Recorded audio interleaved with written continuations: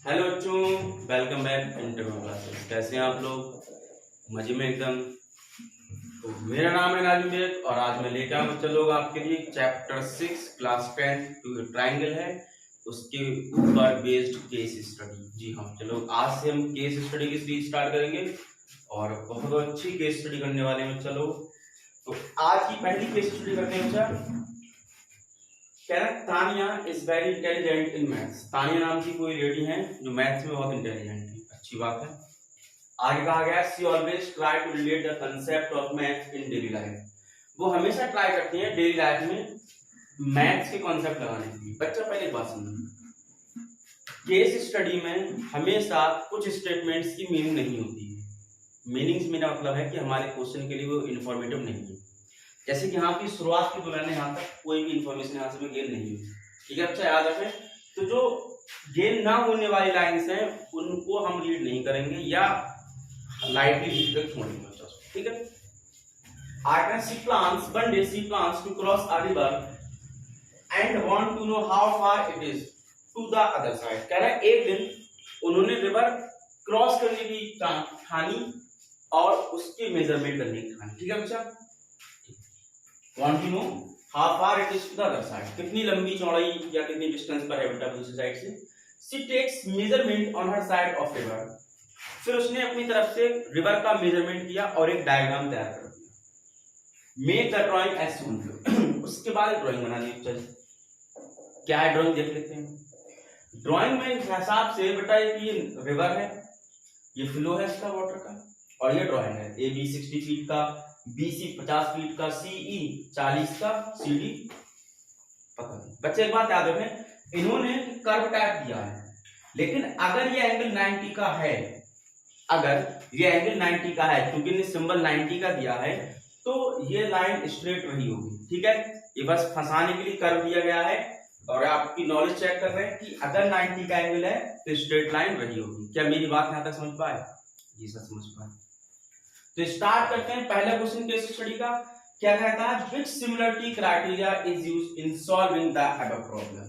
इस प्रॉब्लम को सॉल्व करने के लिए कौन सा सिमिलरिटी क्राइटेरिया यूज किया गया? बच्चे एक बात है, क्या हमने अभी तक क्वेश्चन का सॉल्यूशन किया? नहीं किया। तो हम कैसे बता सकते हैं? बस इन्होंने एक हिंट दे दिया कि कौन सा क्राइटेरिया यूज किया है, मतलब इस क्वेश्चन में ट्रायंगल्स को सिमिलर बनाना। जी सर सिमिलर बनाना। तो आंसर करते हैं और किस किस को सिमिलर देखते हैं बच्चा। ABC और DEC को। इन ट्रायंगल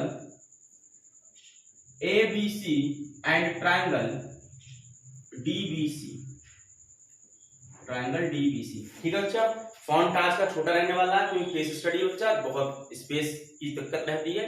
देखें, क्या एंगल B इक्वल होगा एंगल E के? जी सर each 90। अब अगर तुमने पहला एंगल इक्वल लिया बच्चा तो हो सकता है ये आंसर या हो सकता है ये आंसर। ये तो होने वाला नहीं है, मेरे पॉसिबल ये भी ना होगा। ठीक है, अभी के हिसाब से आगे देखते हैं। क्या बेटा x बन रहा है? देखें, क्या x इज कोई सिचुएशन लाइक दिस यहाँ पर ये वाले, ये सर x है। अगर x है तो वर्टिकली अपोजिट एंगल, यानी कि एंगल ACB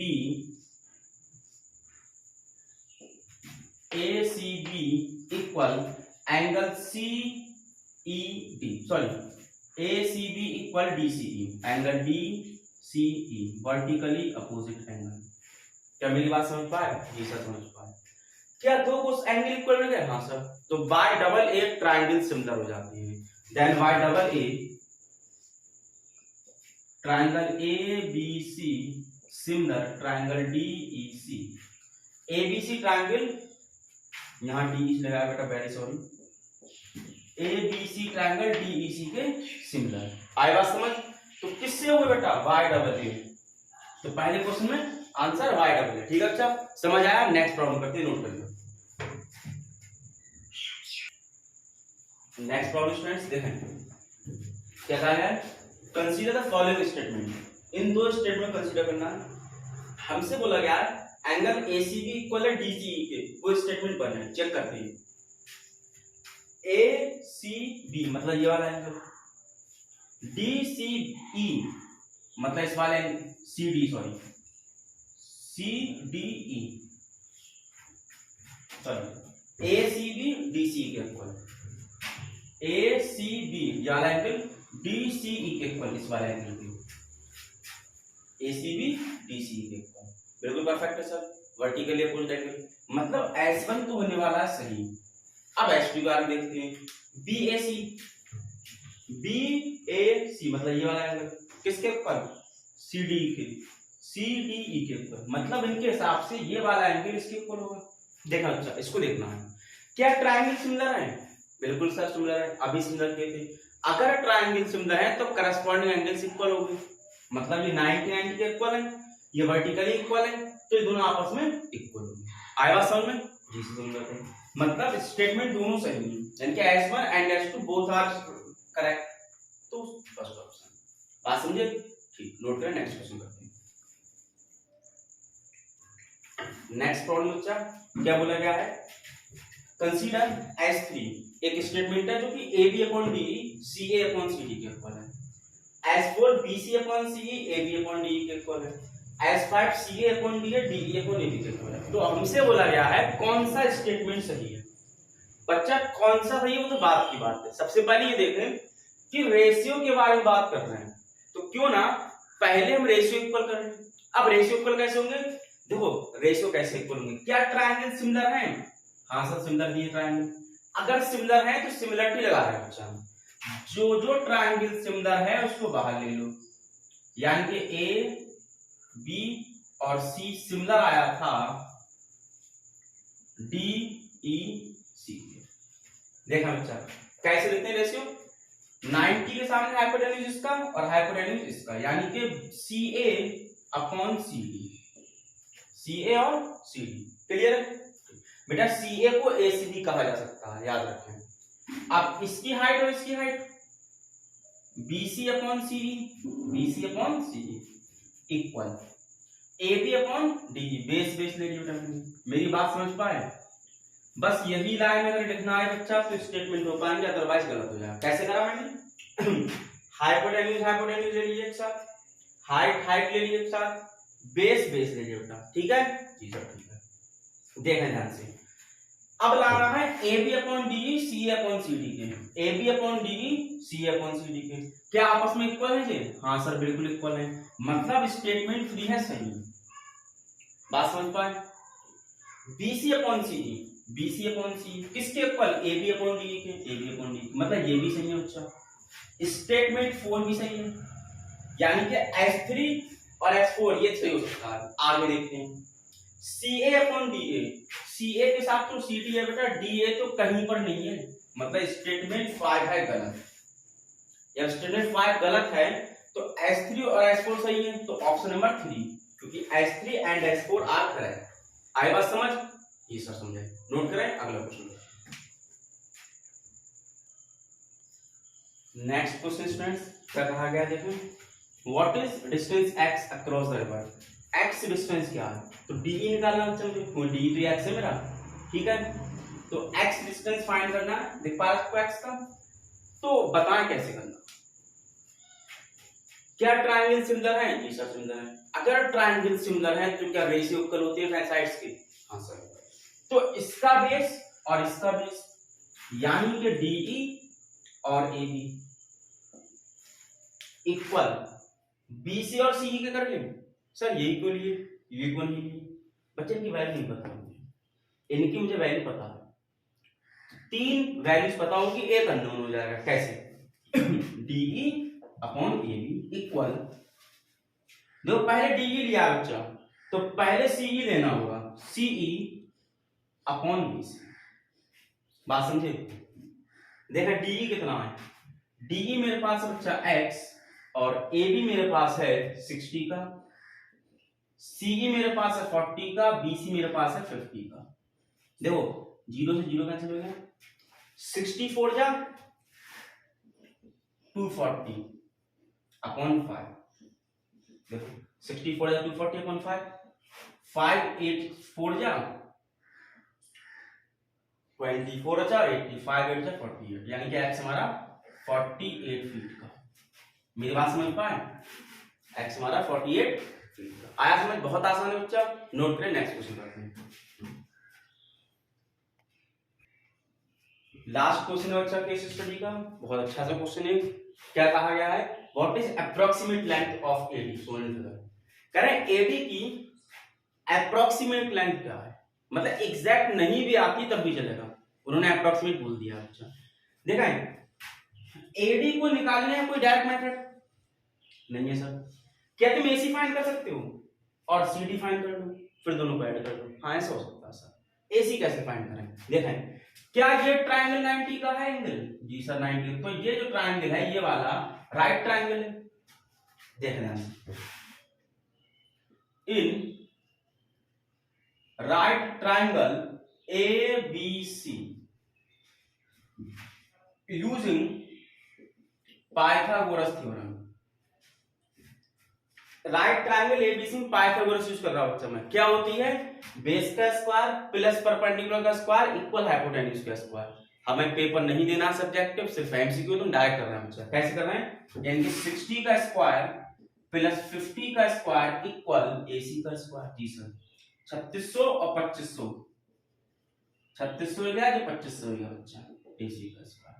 देखें 36 और 25 कितना हो गया? 2 दियो 5 11 3 2 5 6, एसी का स्क्वायर। स्क्वायर रूट है बच्चा, तो AC equal to root 6100, AC value दी आई। अब देखते हैं बेटा सीडी की वैल्यू। सिमिलरली सीडी क्या होगा बच्चा? स्क्वायर रूट ऑफ एक्स का स्क्वायर जो कि 48 आया था अभी, प्लस 40 का स्क्वायर। बात समझी मेरी? जैसे मैंने एसी निकाला वैसे मैंने सीडी निकाला, इतना काम मैंने बचा दिया आपका, डायरेक्ट लिया। ठीक है बच्चा, देखें 40 का स्क्वायर 1600, 48 का स्क्वायर कैसे निकालना बच्चा? 64 16 और 64, 4 10 6 12 13 23 समझ आया? करना को ऐड करना है 404 000 639 231। क्या किया बच्चा मैंने? 4 0 6 और 39 1 और 2 3 3904। अब इन दोनों के स्क्वायर रूट निकाल के बच्चा ऐड कर लेना, आंसर आ जाएगा। स्क्वायर रूट निकाल के ऐड कर लेना, आंसर आएगा लगभग 140। हो सकता है 140 प्लस या 140 माइनस आता हो, आपको एग्जैक्ट बनाना था 140। ओके समझ आई केस स्टडी? कोई प्रॉब्लम? ठीक है, अगली केस स्टडी करते हैं, नोट कर लीजिए। ठीक है स्टूडेंट्स, एक नई केस स्टडी बहुत अच्छी है। क्या कहा गया है? Rohan is very intelligent in maths. Rohan math में बहुत अच्छा है। जैसे मैंने चल बोला तुमसे कि काफी बातें बेकार होती हैं, तो इस बात को मतलब नहीं है। He always try to relate the concept of maths in daily life. वो ट्राई करता है डेली लाइफ में मैथ के कॉन्सेप्ट यूज करने की, ये उसकी अच्छी बात है। ये ट्राई कर रहा है तो बेहतर बात है। हालांकि हमारे क्वेश्चन के पॉइंट ऑफ व्यू से कोई इंपॉर्टेंट लाइन नहीं है। ठीक है अच्छा, अब कह रहा है one day he is walking away from lamp post at a speed of 1 metre per second. एक दिन वो लैंप पोस्ट से दूर जा रहा था इस स्पीड के साथ। दिस पॉइंट इज इंपॉर्टेंट, इस स्पीड के साथ लैंप पोस्ट से दूर जा रहा था। ठीक है अच्छा, and lamp is 4.5 metre above the ground. जबकि लैंप है वो 4.5 मीटर ग्राउंड से ऊपर है, मतलब यहां से आपकी हाइट 4.5 है। तो ए भी लैंप की लोकेशन है बेटा, सी डी रोहन की लोकेशन है। ठीक है अच्छा, आए बात समझ? तो इन्होंने कहा है पहला question, if after 2 seconds length of shadow is 1 metre. अगर 2 सेकंड के बाद शैडो की लेंथ कितने की? 1 मीटर की। अब शैडो किसकी बनी? रोहन की। रोहन कौन है? सीडी। तो शैडो कौन सी होगी? डी होगी बेटा। तो कह रहे हैं अगर 2 सेकंड के बाद शैडो है 1 मीटर की, यानी कि डीई है 1 मीटर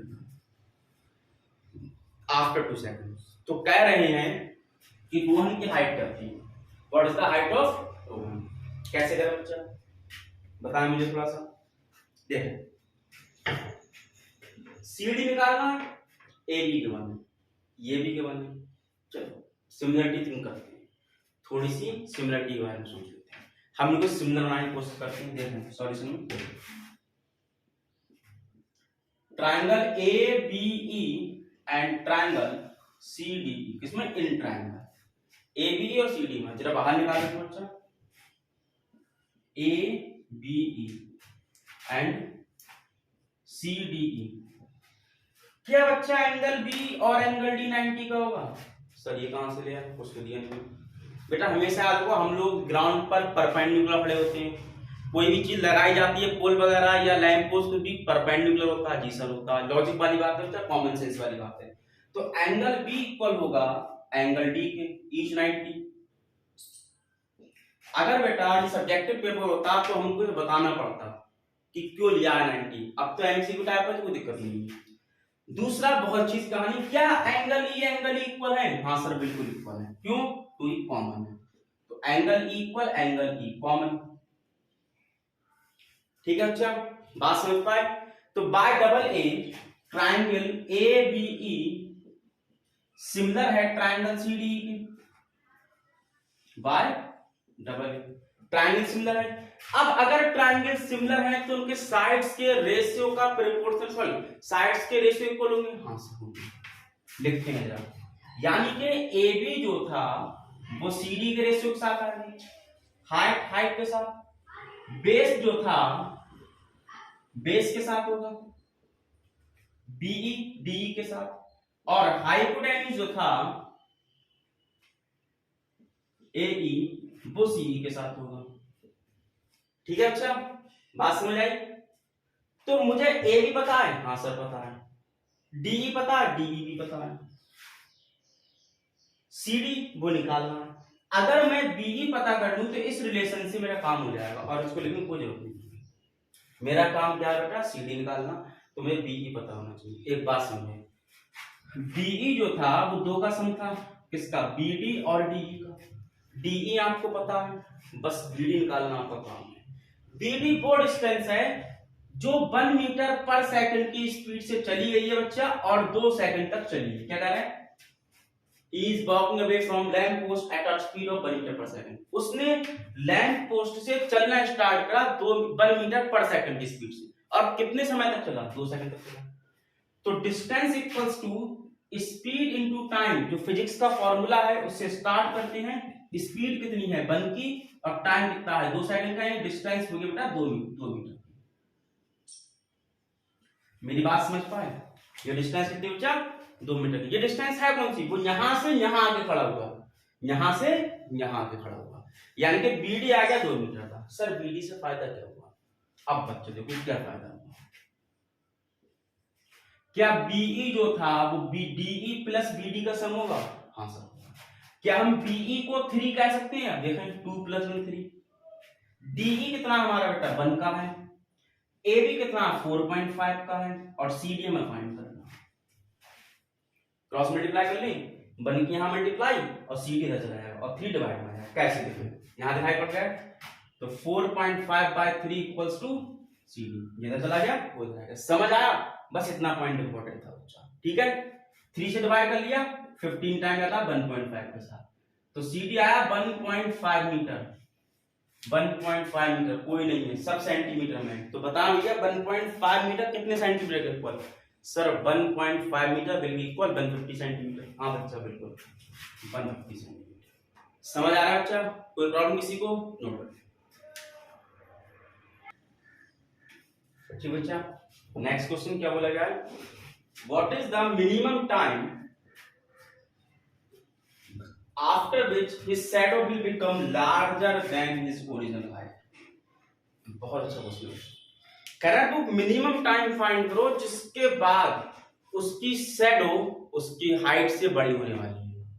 वो मिनिमम टाइम जिसके बाद, आफ्टर विच, या पॉइंट टू बी नोटेड, जिसके बाद उसकी शैडो उसकी ओरिजिनल हाइट से बड़ी होने वाली है। मतलब क्या है? उस टाइम से जस्ट पहले इक्वल रही होगी, उस टाइम से जस्ट पहले इक्वल रही होगी। मेरी बात सुन पा रहे हो क्या?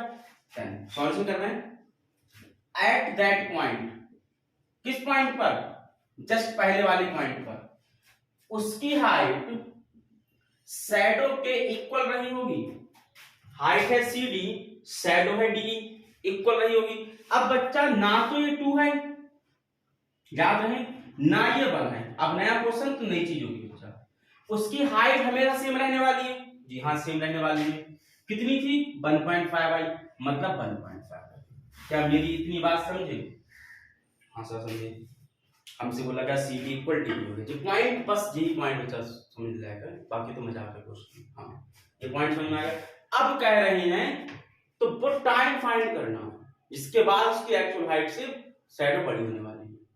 तो हम क्या करते हैं, यहां से यहां तक की डिस्टेंस फाइंड कर लेते हैं bd।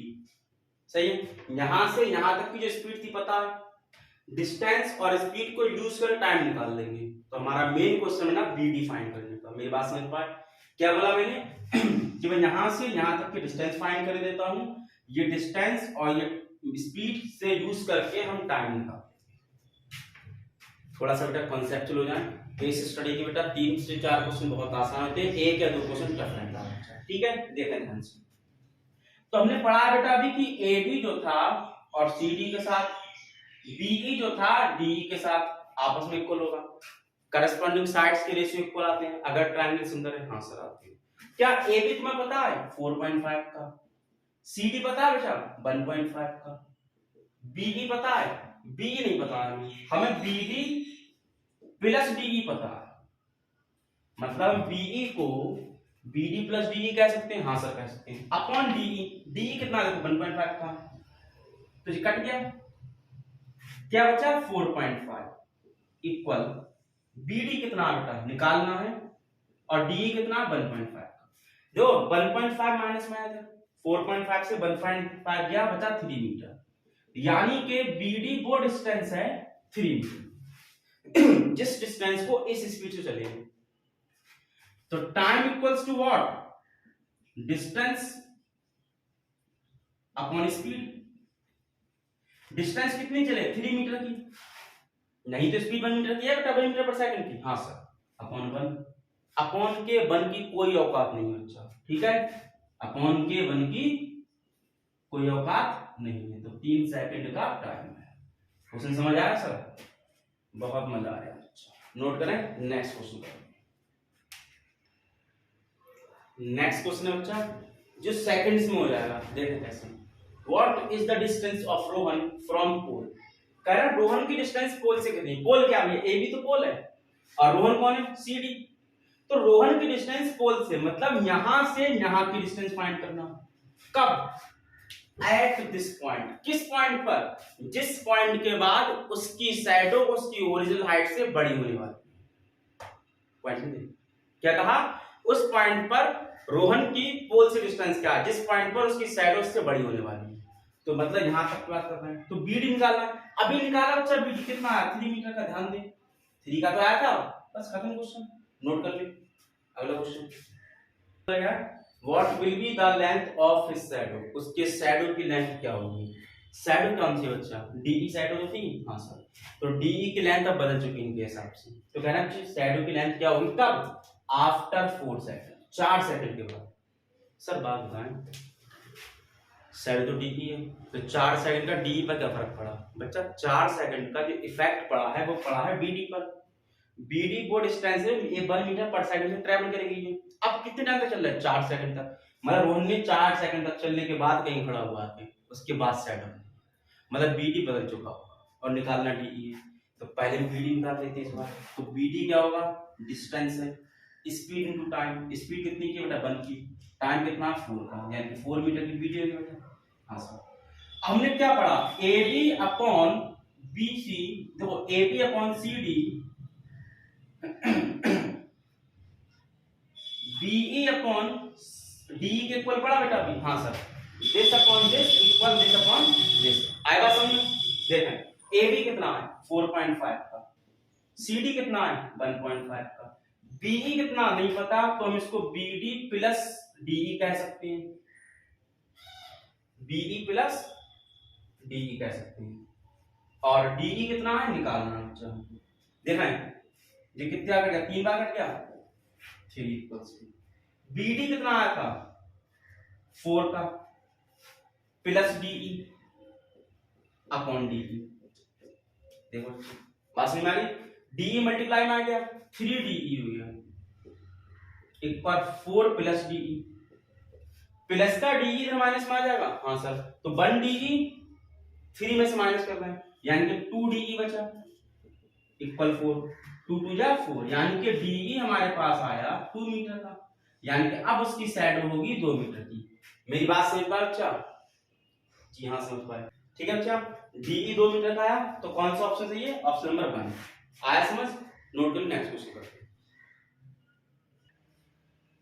लास्ट क्वेश्चन स्टूडेंट्स इसके स्टडी का, फिर ये फिनिश होने वाली है। देखें, which similarity criteria is used in solving the above problem? कह रहे हैं इस प्रॉब्लम को सॉल्व करने के लिए कौन सा सिमिलरिटी क्राइटेरिया यूज हुआ है। बच्चा हमने पहला क्वेश्चन क्या था, वहां क्या देखा था कि एंगल बी और एंगल डी 90 क्या आए थे, ई कॉमन आया था। हाँ सर, मतलब दो एंगल इक्वल आए थे। जब दो एंगल इक्वल आते हैं तो डबल ए बन जाता है, यानी कि हमारे पास जो क्वेश्चन सॉल्व हुआ है वो डबल ए सॉल्व हुआ है। समझ आया? केस स्टडी बेटा समझ में आई? जब समझ आया सब कुछ? कोई प्रॉब्लम? अगर वीडियो में कोई डाउट हो तो कमेंट बॉक्स में बताएं। बाकी वीडियो को लाइक करें, शेयर करें और चैनल को सब्सक्राइब। मिलते हैं अगली वीडियो में।